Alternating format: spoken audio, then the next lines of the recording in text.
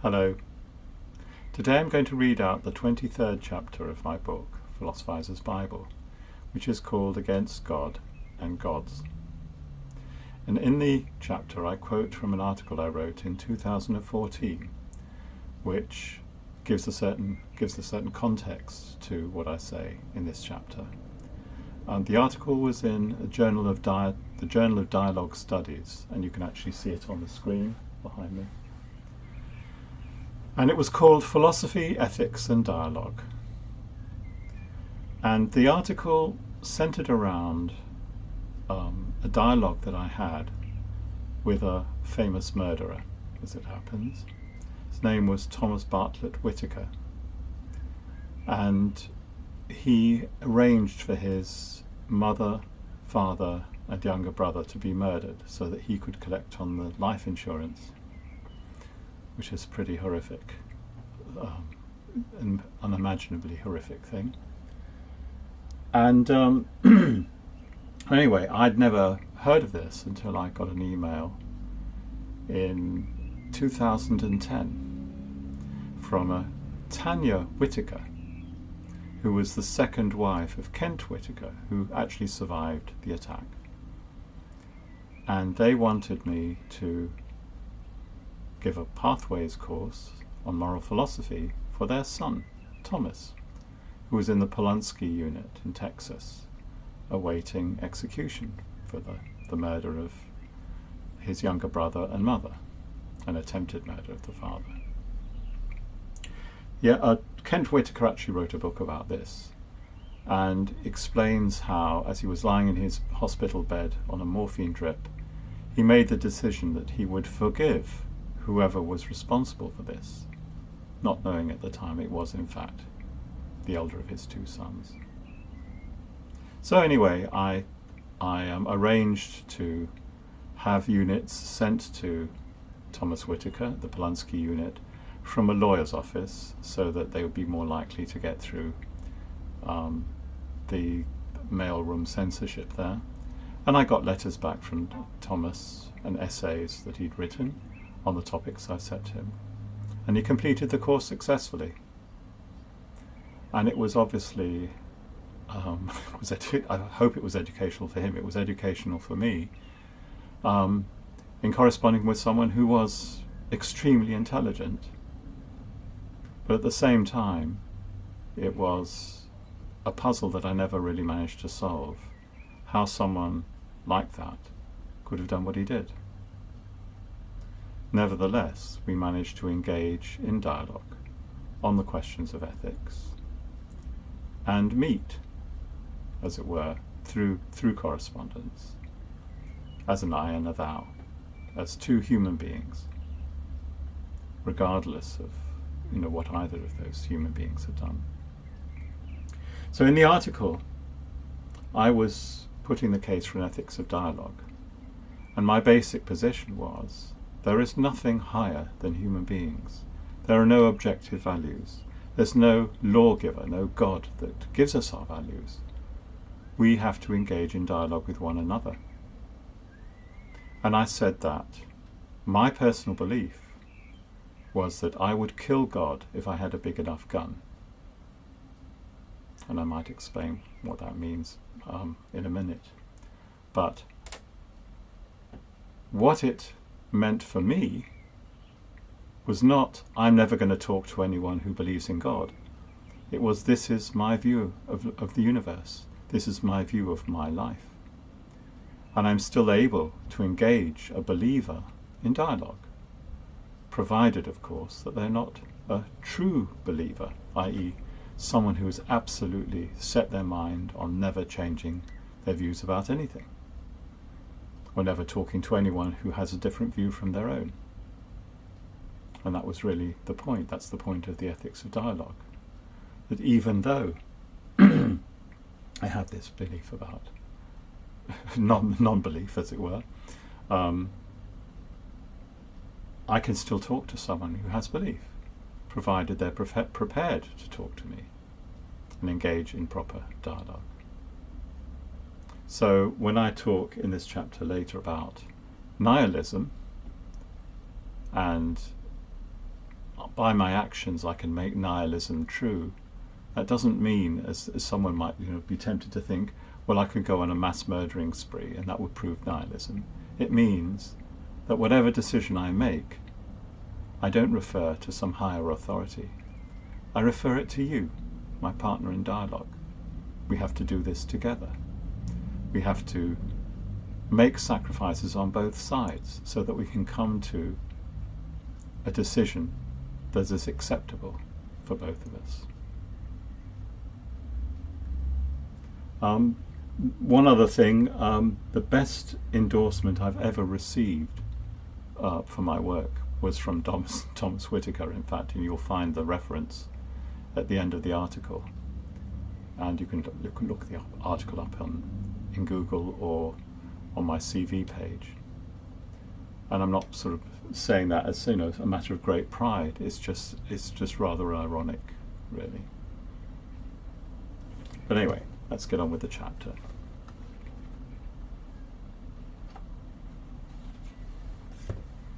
Against God and gods. When you're in a war, you have to choose your objectives. You can't fight on every front. I know now that I am at war, and that I am alone in my fight. Hands stretched out to me by would-be helpers threaten my survival just as much as the bombs and missiles of the enemy. Who is the enemy? For a start, there are the true believers, quote unquote. I called true believers zombies in Philosophizer on account of their capacity to infect others with their beliefs. Are they a different kind of zombie to the one considered here? Or maybe not. Can you be a true believer and yet also know that you exist? In that special sense. One kind of zombie but not another kind of zombie? Anything is possible. True believers are annoying and can even be dangerous if they get in your way, especially if they learn what you're up to. I enjoy battling the teeming hordes with my shotgun and chainsaw as much as any philosophizer. But right now, I'm ignoring them. I'm not interested in them. I am saving my ammunition for a different target. My target is God. I am on record in a respected academic journal as stating that I would kill God if I had a big enough gun. For the sake of clarification, when I say God, I mean gods. And when I say gods, I mean God. I make no distinction between these two ideas. The flimsy argument, accepted without question by the Hebrews, and further articulated by the ancient Greek philosopher Xenophanes, that only the one God can be worthy of worship, doesn't move me at all. Christian theologians tie themselves in absurd knots trying to defend the claim of Catholics to be monotheists, but let's not go there. Nietzsche famously said, God is dead. We have killed him. I say, God is not dead, and I must kill him. God or gods. An enemy that exists and doesn't exist at one and the same time. An enemy you can't see. An enemy that buries itself deep within your own mind, your own soul. This is about your father. Yes, it is about him, but also about every person who has ever wielded or attempted to wield the weapon of belief over me. For all power, all force, ultimately depends on belief. The power of the law depends on the belief that the laws are just and that they will be enforced, just as the power of the gun pointed at you depends on your belief that you're better off alive. When someone threatens you, they need you to believe. Without belief, or if your beliefs are stronger than theirs, then they are helpless. You are the one with the whip hand.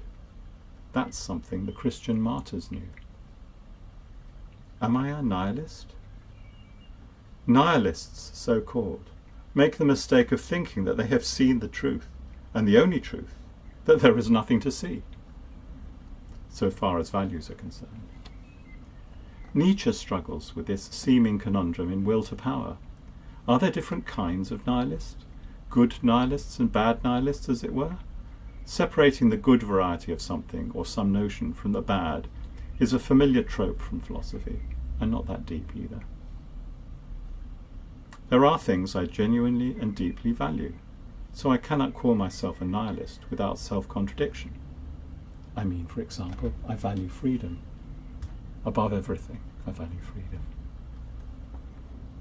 Of course, that's rubbish. I can call myself anything I like, because this is an exercise in rhetoric. Remember when I said that?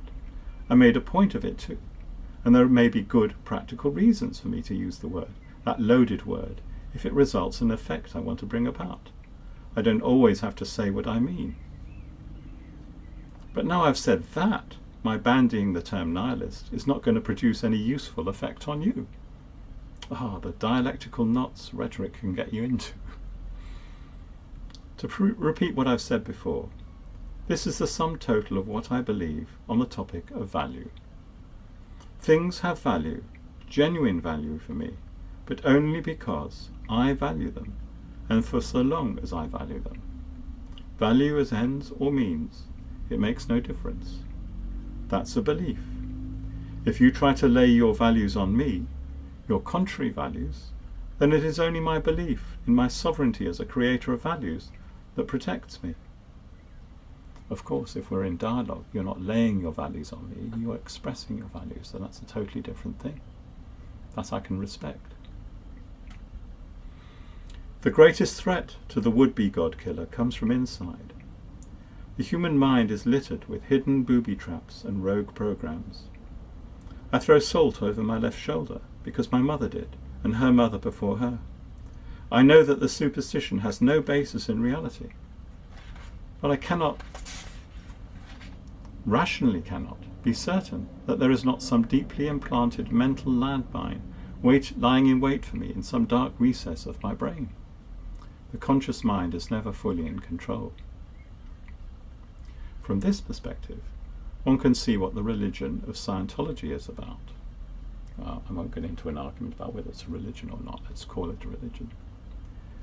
The only way we can be sure of not defeating ourselves time and time again is to get rid of our hidden mental landmines. We need to become clear, quote unquote. And would you know it, there's a machine, a clever piece of electrical apparatus that can tell you whether you're clear or not. Why not? Isn't the lie detector a similar kind of machine? Don't we put tremendous faith in lie detectors?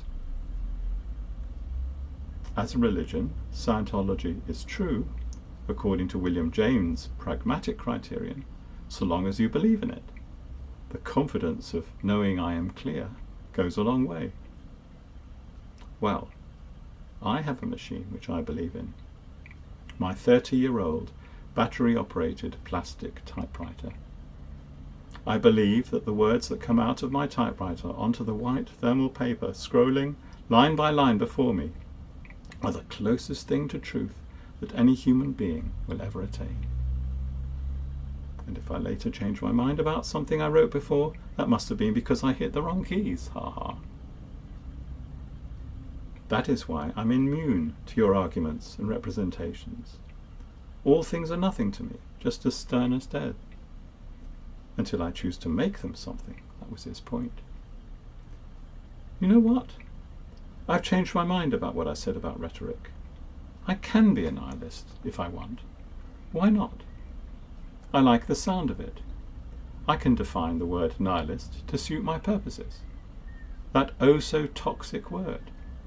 I can make this work. So I say, nihilism is acting now, or it is nothing. A meaningless sound or mark on paper. By my actions, I can make nihilism true.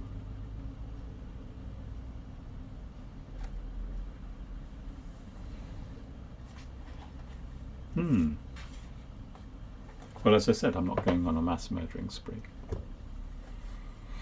I'm simply sticking up for what I believe, the values that I believe in. And I believe in them because they are what move me. They are what motivate me. And as I said, the highest value for me is freedom. And I respect you and your values if you're prepared to enter into dialogue, discuss things of mutual interest, but I will not accept any higher power, any higher authority, let alone God, or whatever. What about this thing, how could it possibly mean anything to say I would kill God if I had a big enough gun? Obviously, God is so powerful that no gun could kill him. But this is a bit like the paradox of, could God make a stone that was too heavy for him to lift? And there's actually a very easy answer to that. The answer is no. Because God can do an awful lot of things, but he can't make a logical contradiction true. I mean, he can make true things that sound to us like logical contradictions, but this is something that's just a flat-out contradiction. But could he make a gun that was big enough to kill him? Well, if God was able to reduce his own power to some extent. And of course there's the story of Jesus of Nazareth being crucified. God made himself a man and did in fact die. But of course he then came alive again afterwards. Hebrew Jewish theologians believe that when God created the world, he deliberately reduced his power so that human beings will be responsible for what happened next. And this is how they explain the Holocaust. God limited himself. And there is also, if you want to get deeply into theology, there's the whole issue of how an infinite, timeless being can interact with a finite, temporal world. And this is how you get this weird idea in Christian theology of the Father, Son and Holy Ghost. The Holy Ghost is a kind of an in-between stage between the timeless entity and the temporal world. Because any God, any being whatsoever that actually interacts with our world would by definition be finite. Anything finite can be destroyed. Ergo, you can make a big enough gun to kill anything finite. And as Asimov famously prophesied, it may very well come to be that human beings, the human race, leaves the earth, becomes more and more powerful, more and more numerous, more and more technologically adept. We might even get to the point of being able to create another universe, and we would then be their God. Or maybe this universe was created by the intelligent inhabitants of another universe. Those are all possibilities. Those are all mundane possibilities. And I've talked about what I mean by mundane. Scientology is a mundane religion, as is Satanism.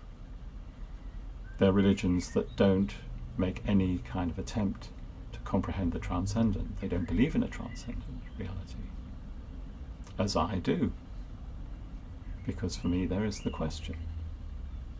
So all these fantasies and all these speculations, well, that's all they are, really. And unfortunately, religion too often gets itself mired in the mundane with fairy tales, family stories. What it needs to do is to keep hold of the question, but unfortunately it goes too far. It tries to it thinks it can come up with an answer, and that's what I disagree with fundamentally. And that's why I said in an earlier video that I consider myself religious in a certain way. Only in my religion, the universe is not fundamentally good or fundamentally bad. There are no values except the values that I deem, that I create. Or, to quote Aleister Crowley,